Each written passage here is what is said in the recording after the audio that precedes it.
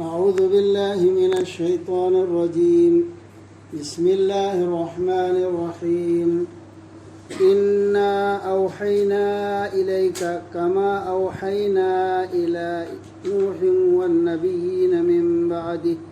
وأوحينا إلى إبراهيم وإسماعيل وإسحاق ويعقوب والأسباط وعيسى وأيوب ويونس وهارون وسليمان وآتينا داود زبورا ورسلا قد قصصناهم عليك من قبل ورسلا لم نقصصهم عليك وكلم الله موسى تكليما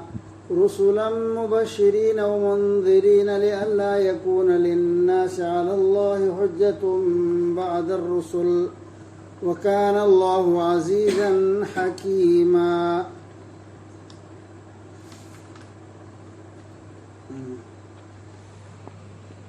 Nasi tahu tu surah An-Nisa ke number sama ka kumpulan doi. أعوذ بالله من الشيطان الرجيم. رب اشرح لي صدري ويسر لي أمري واحلل عقدة من لساني يفقهوا قولي. Tasiyang namak aikoina haide Allah na wahi pibani nangonda aikoina nu amasung magi matungda lakhiba nabi singda wahi pikibagum makhoi da pikibagum Allah ge rasul sallallahu alaihi wasallam da su pibane sabmane Yamna ama teba. Aikoina wahi piki Ibrahim da Ismail da Ishaq da Yaqub da amasung Yaqub ki macha masu sing da Isha da Ayub da Yunus da Harun da amasung Sulaiman da aduga Daud da na aikoina piki Jabur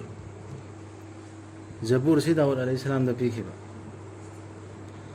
amasung aikoina thaki rasul sing makoigi wari sing aikoina nangonda hanna na pikhraba libi khraba amasung rasul sing makoigi wari sing aikoina nangonda libi khidriba aduga wangang bi khi Allah na Musa da haktheng na ba wahida nangonda hairo Quran no paligo nabi sitana tana atai nabi suma Agawani adu nabi dasu wahi tawhid wala samana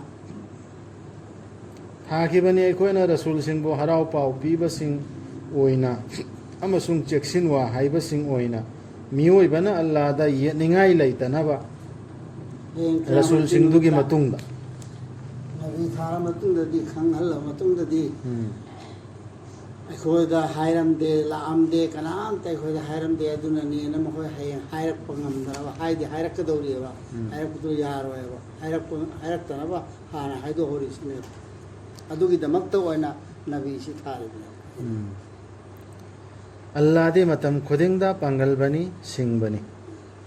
tawgim basung Allah na saki oibiri Allah na nangonda thada kiba adugi Quran se ki saki so Allah na oiriba Song bumang da phang tum da phang Quran se ki saki Allah na oibiriya mana haidi Allah na madu thada bikhi bani Allah gi gyan ga loina na amasung farista sing nasu madu gi saki oiri bani okla bani Allah na saki ama oibi bada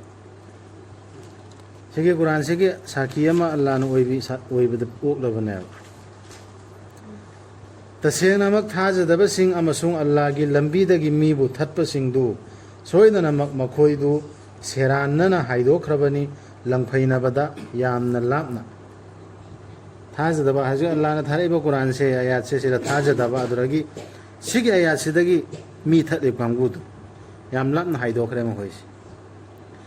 Tasiyang namak thajadaba sing du amasung aranba tawba sing du kaidonung dasu kokpiraroi Allah na makhoi bu natraga lamjing biraroi Allah na makhoi bu lambi amatada thajadaba sing sigi ayasi inkar tawba thajadaba sing dune adragi aranba tawba sing Allah na haidabda tawba adragi guna tawba oiro Allah na di haidaba orderam pangthok ta haidaba चाबैबु ओइरो सेतपैबु ओइरो म ओइरो हाइदबा पोलमदा लानना तव मीदु अल्लाहना हाइरि मिग्राना अदुगी मीसिंगदो लमजिंग बिरोय चना की लंबी से लंबी भेड़ रहा है लंबी अचुंब लंबी द्र लमजिंग बिरोय लंबी अमदा मा लमजिंग आरोय जहन्नम की लंबी दा नत्तना मखोय मधुदा लैरगदबनी मतम चुप्पा मतम खुदिंग दा मधु अल्लाह दा अराइबनी जन्म चक्कर लंबी दो यस मन सराना चक्कर लंबा लंबी ते जन्नत चक्कर लंबी दो लंजिंग गिर रहा है अल्लाह ना दो मिशिंग दो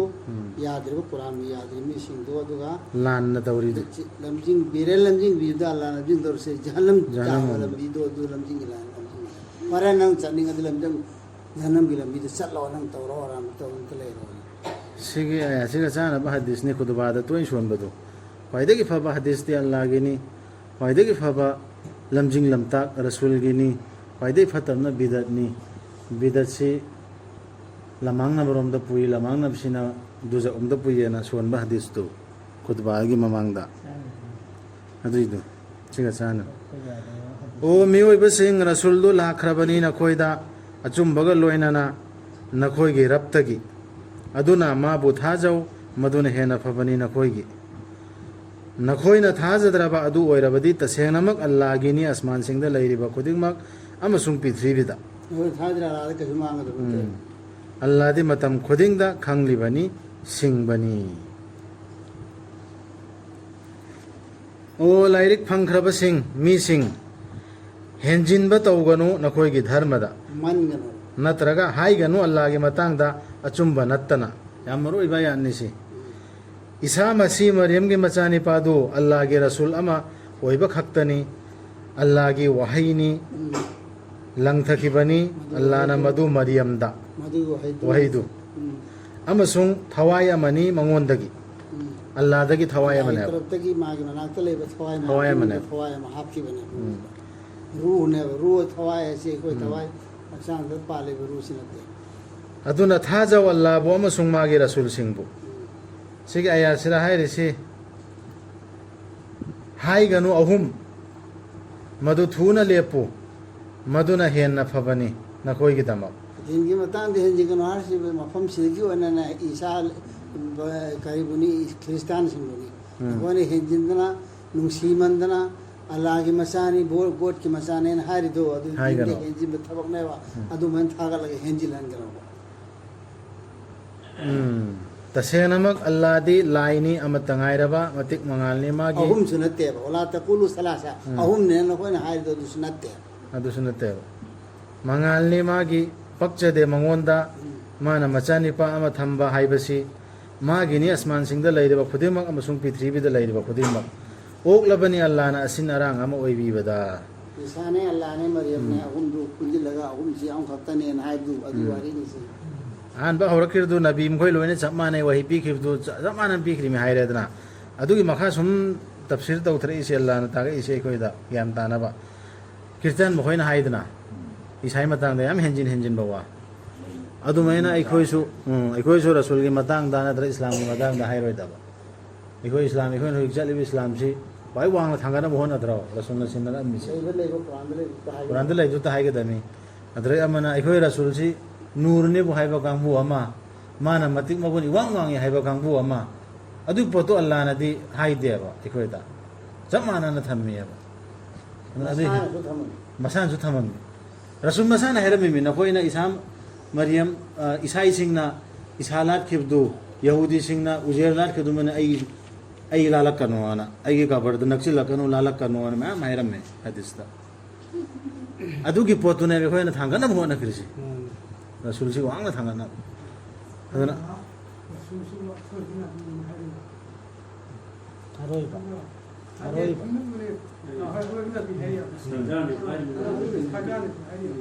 हरदाने ना यारम बहुत हाई थी अरे वो इधर बिजली आ रहा है नबी की इमाम ने भी आ रहा है लोरी आ रहा है बा अभी जिन में हाई करो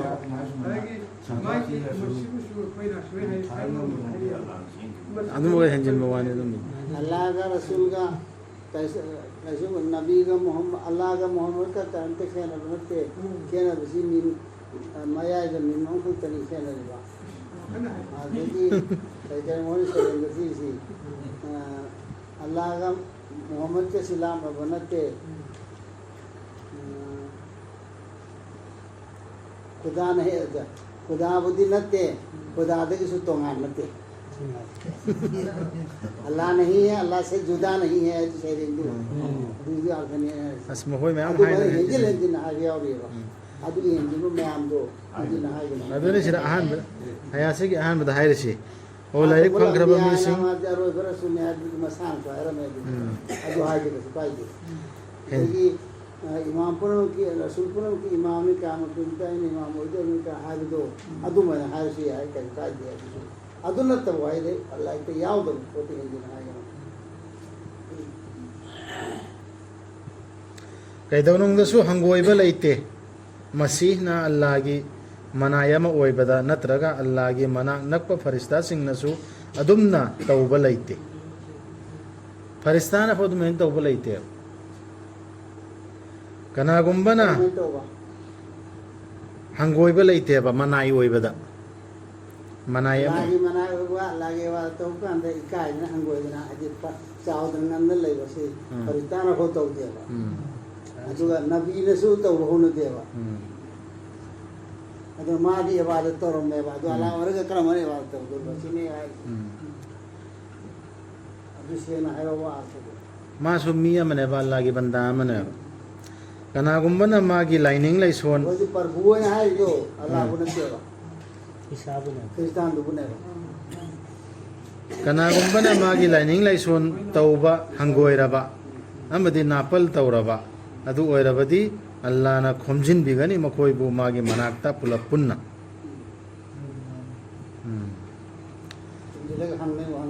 हंग तौदोरि अदुगा थाजबसिंग अमसुंग अफबा थबकसिंग तौजबसिंगिदी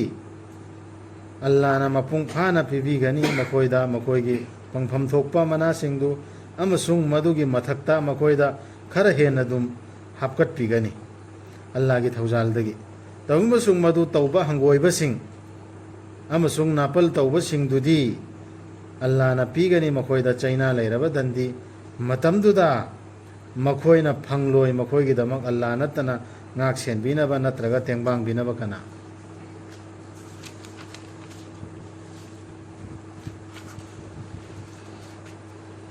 o mioi basing laklabani nakhoida afong badalil nakhoigi raptagi amasung aikhoina thadakhrabani nakhoida mayek senglaba mangal hojigi mamangda haikhriba ayatu hangoiba hangoidabe matangda khar pangidna अल्लाह ना हैरक ऑर्डर में हुकुम हम खांगे नत्र तारे चपचान अइंगोंदा थाजरे अल्लाह ना हैरि इमे हैबसी कुरान दगिन हैबसी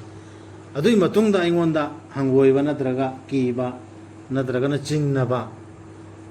मी अमना थर्ड पार्टी सेकंड पर्सन अमना ने अइंगोंदा दुगी संदोना तागक्त्रि फौ हंगोइबा मीसु लैबने मई मा इन हेता कमै पायर धर्म सि आया सि कमै तो इकाइबा इकाइजु इकाइबा अदु अमल तौसो हंगोइबा हाय सिदी मुफ्ती एम हायर के चरु माई कोन हजार रो दब अदुम बसु सेक्शन गदमी हाइबनि दैन हैस ओ मियोय बसिंग लाक्लबनी नखोइदा अफोंग बदलिल नखोइगे रत्तगी अमसुंग अइखोइना थादखरबनी नखोइदा मयेक सेंगलबा मंगाल पुंगा मी खुदमक हाइरि हाइदि मी खुदमक की दमकतने पेरखरिसि पुमचेंग सेंगाबा करिमत चिंगनिङाइ लैत्राबा मी अतोप अमदा नंगना अदु नैखाइना रुबा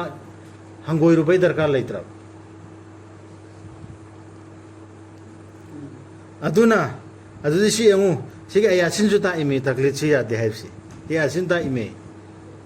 मरकता तकलीफ ता ओरनु नहोइ फोंगना अल्लाह ना हाइबा मंगाल से चलोसि अद्रे ता कदोर मी दुसु तकलीफ ता हल्लनो बा अल्लाह ना हाइबा सिने पोसि तक ताकपिरो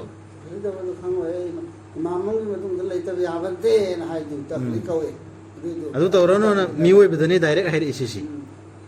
मिसिं बुमनमक्ता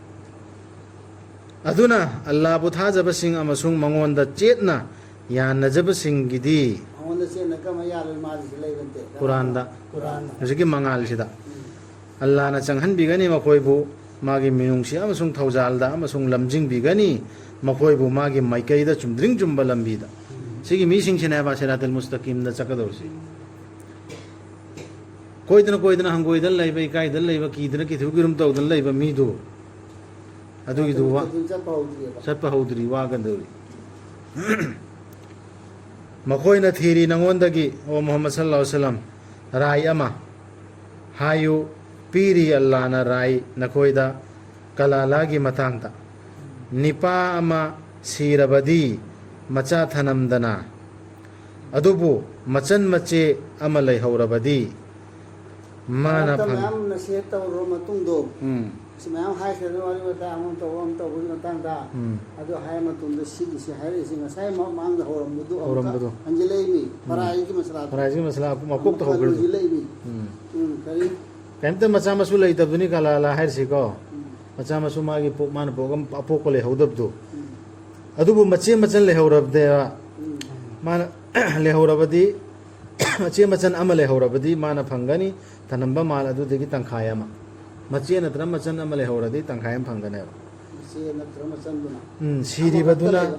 ꯁꯤꯔꯤꯕꯗꯨꯅ ꯅꯨꯄꯤ ꯑꯣꯏꯔꯕ ꯑꯃꯁꯨꯡ ꯃꯥꯅ ꯃꯆꯥ ꯊꯅꯝꯗ꯭ꯔꯕꯗꯤ ꯅꯨꯄꯤꯁꯨ ꯑꯣꯏꯔꯕ ꯃꯆꯥꯁꯨ ꯊꯅꯝꯗ꯭ꯔꯕ ꯑꯗꯨꯑꯣꯏꯗꯤ ꯃꯆꯦ ꯅꯠꯇ꯭ꯔꯒ ꯃꯆꯟ ꯂꯩꯍꯧꯔꯗꯤ ꯑꯃ ꯂꯩꯍꯧꯔꯗꯤ ꯇꯪꯈꯥꯏ ꯑꯃ ꯐꯪꯒꯅꯦꯕ ꯃꯕꯨꯡ ꯃꯧꯄ꯭ꯋꯥꯅ ꯃꯥꯒꯤ ꯃꯥꯜꯗꯨ ꯐꯪꯍꯧꯒꯅꯤ ꯃꯕꯨꯡ ꯃꯧꯄ꯭ꯋꯥꯅ ꯐꯪꯍꯧꯒꯅꯦꯕ ꯃꯥꯒꯤ ꯃꯥꯜꯗꯨ ꯁꯤꯔꯤꯕ ꯅꯤꯄꯥꯗꯨꯒꯤ ꯃꯆꯟ ꯃꯆꯦ ꯑꯅꯤ ꯂꯩꯍꯧꯔꯕꯗꯤ